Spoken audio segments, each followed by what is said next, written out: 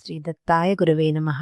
ఈ రోజులో భాగంగా మధ్యాహ్న సోమసవనం సమయంలో యజమానిపై పవిత్ర జలాలతో చల్లి అతడు దీక్ష తీసుకుంటాడు. అప్పుడు పరుగు పందెం నిర్వహిస్తారు. ఇతడు యజమాని రథారోహణం చేస్తారు. వాజపేయి యజ్ఞంలో రథం కేవలం పరుగు పందెం కోసమే కాదు, అది ఇంద్రుని వజ్రాయుధంతో సమానము. యజమాని ఇంద్రుని స్థానంలో నిలబడి రథం ద్వారా అన్న సంపద, బలము, సార్వభౌమత్వాన్ని పొందుతాడు.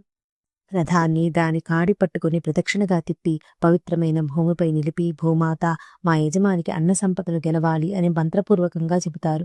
తర్వాత ఈ భూమిపై సవితృదేవుడు మా నివాసాన్ని శ్రేయస్కరం చేయుగాక అని ప్రార్థిస్తారు. తరువాత గుర్రాలపై మంత్రపూర్వకంగా నీటిని చల్లుతూ, మీకు గాలి యొక్క వేగము, మనసు యొక్క చురుకుదలము, గంధర్వుల యొక్క దివ్యశక్తి లభించుగాక అని ప్రార్థిస్తారు. అందుకే రథపందెం ముందు గుర్రాలను సాధారణ జంతువుల్లాగా కాకుండా దైవిక వేగశక్తి కలిగినవిగా ప్రతిష్ఠిస్తారు.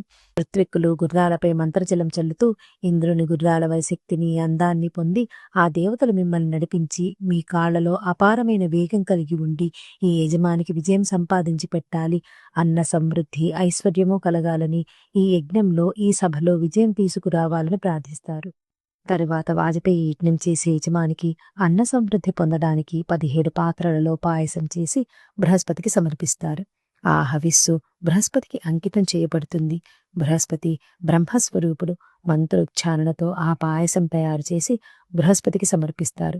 ఆ విధంగా ఆ నిబ్బరి పాయసాన్ని గుర్రాలకు వాసన చూపించి, వాజపేయాన్ని మొదట గెలిచిన బృహస్పతి శక్తిని ఈ పాయసంలో ఉందని భావించి రథపందెం ముందు గుర్రాలకు దాని వాసన చూపిస్తారు. అలా చేస్తే బృహస్పతి యొక్క విజయము, ఐశ్వర్యము, అన్న సమృద్ధి యజమానికి లభించి బృహస్పతి అనుగ్రహాన్ని పొందుతారని నమ్మకము. వాజపేయం కేవలం యాగం మాత్రమే కాదు, త్రిలోక విజయం.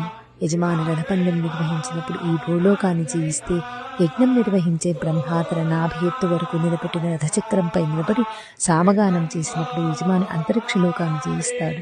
దీపస్తంభాన్ని ప్రతిష్ఠించి దేవలోకాన్ని జయిస్తాడు. ఈ విధంగా యజమాని వాజపేయి యజ్ఞంలో పందెం గెలవడమే కాదు, భూమి, అంతరిక్షంలో స్వర్గం అనే 3 లోకాలపై విజయాన్ని సాధిస్తాడు.